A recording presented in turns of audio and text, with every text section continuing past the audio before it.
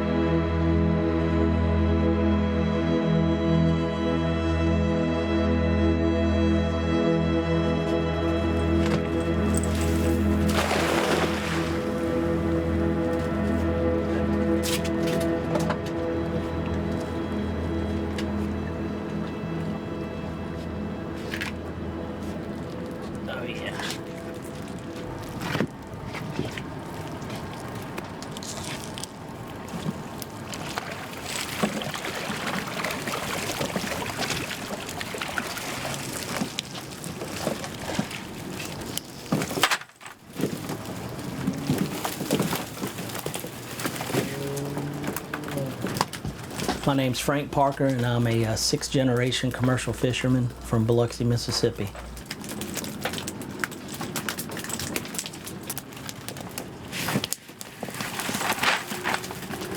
I absolutely knew I was going to be a fisherman forever. I mean, I can remember as a young child, that's all I ever wanted to do was fish, you know, whether it was crabs or fish or shrimp. I was going to be on that water. I've known that my whole life.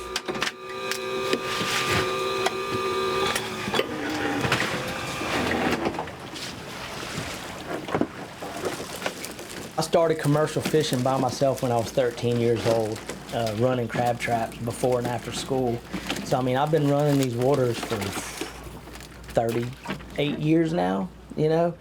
So, to me, it's kind of, you know, I know this water like the back of my hand.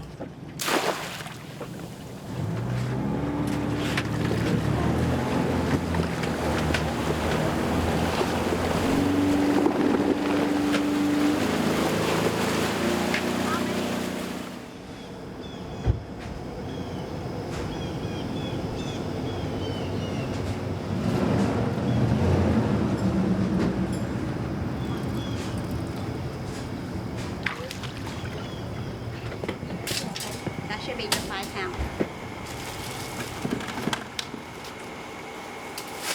So this is 30 and 10, 30 and 10 is 40.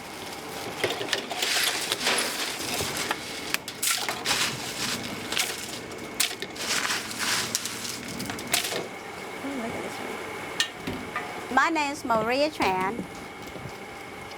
I'm a mom of 8. 8. I have 8 kids. Yeah, it's 4 boys and 4 girls.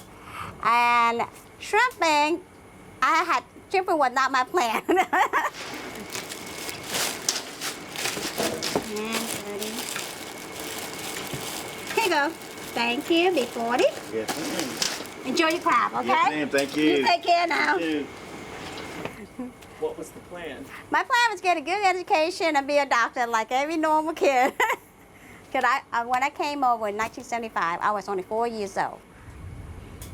Most of the people that built the shrimping business that came over from Vietnam had no means of, English, the language barrier, education. So the only thing that make a living out is shrimping. And shrimping is, for them, they pick up really fast. Yeah, they love the hard work because you make money and they could support their family. There's two types of shrimper. One that goes out for a month, that stay out a month. And those are the people that they can make the money. Because they stay out there for a whole month, they collect, they hit and collect and accumulate the shrimp, and they come in and they sell to the factory. With us, it's local, we like to sell all fresh. And we only can go about like at nighttime. We leave the dock at 5 and comes in at 7:30. So this, you don't have enough time. So we catch as much as we can and supply our customer, the local, with fresh shrimp. And with all this rain, it's making it very hard. Here in Mississippi, we've had a plethora of man-made and natural disasters. Just looking back in recent history, it really started with Hurricane Katrina. That knocked out about half of the commercial shrimp fleet. Then we had the BP oil spill in 2010, and that really has decimated our wild oyster reefs, which is one of the biggest fisheries on the Mississippi coast. We've had next to zero harvest for about the past 10 years since the BP spill. But then we've been plagued with these Bonnie Carey spillway disasters, which we had one in 2016, we had another one in 2018, again in 2019, and in 2020, with 2019 being a record opening, record number of days it was open.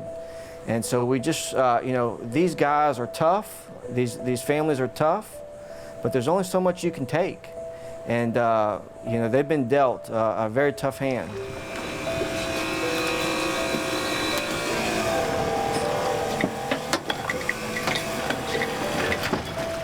That's what's sickening right there. Look, dead stingrays, dead catfish.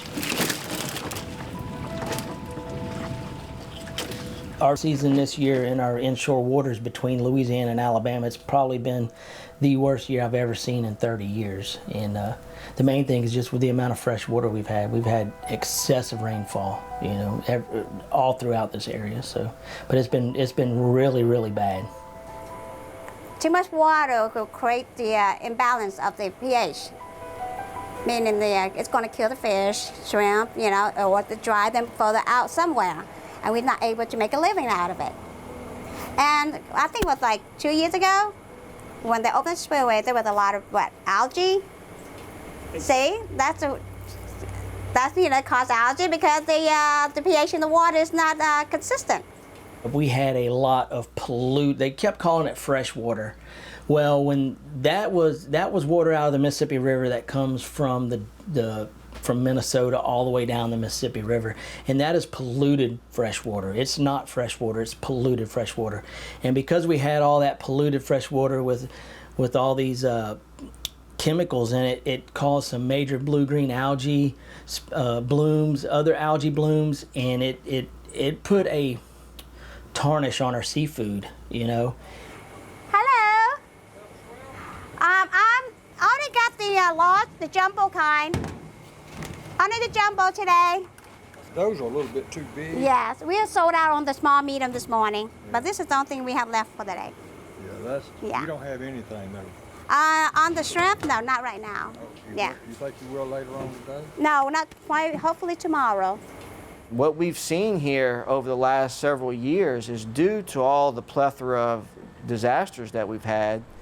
The productivity of the fishing vessels have fallen off. The consistency of the availability of the product has fallen off.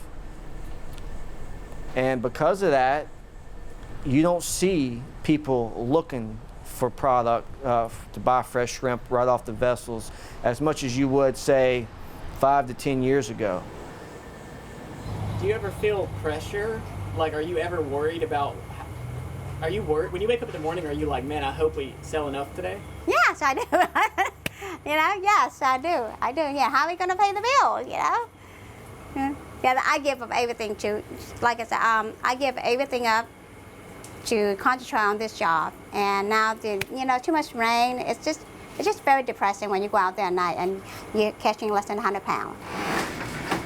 You can go all night and not make it up. You don't even catch enough to make up for the fuel and ice. It's feast or famine a lot of times, and you have to have really good money management skills, because sometimes you make really good money. You know, when you have that money in your hand, it's like, oh, we're going to buy this, buy that. Well, there's weeks where you're not going to make a whole lot of money, you know.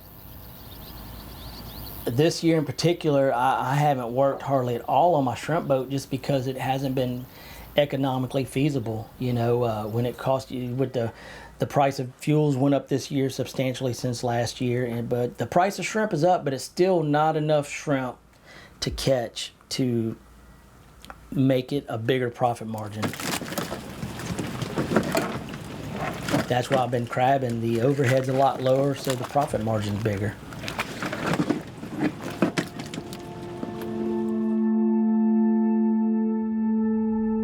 When we look at global market factors that have impacted the seafood industry here on the coast, the importation of shrimp, mostly farm-raised shrimp, coming from overseas, from other countries, has really put a lot of pressure on the shrimp industry in particular. We normally would see shrimp prices much higher than they are now 30 years ago. For the past 30 years, fishing, especially shrimping, here in the U.S., here in the Gulf, is very difficult. We have to spend so much money to fill up the diesel tank to go out the fishing for 4 days, 6 days. And then, when they come back with their catch, the price is so low. Sometimes the sale that they get out of the catch, that they get out of the sale, has not been enough to pay for the diesel. Now, why is it that the prices are going down? We know that for a fact. More than 90% of what we eat here in the U.S. is imported. And foreign countries, they have lax regulations. They can do whatever they want as long as they satisfy paperwork and produce those products at very low cost. So bring them in here. A lot of these imports that come into the country, they're subsidized by their host countries where they're being produced. So that allows them to put them on the market much cheaper and undercut our fishermen here in America. And you know, when a state where everything is, prices are inflating across the board, the cost of materials and supplies are rising, with your product being stable or even decreasing, it makes for very tough market conditions. You know, it's just hard to compete with rising operating costs on a global market. You know, there's still countries over there where people can make $1 a day and they're doing good. And it's just hard for us to compete on that level here in the United States. Hard to compete, hard to watch. A tough ship to turn around.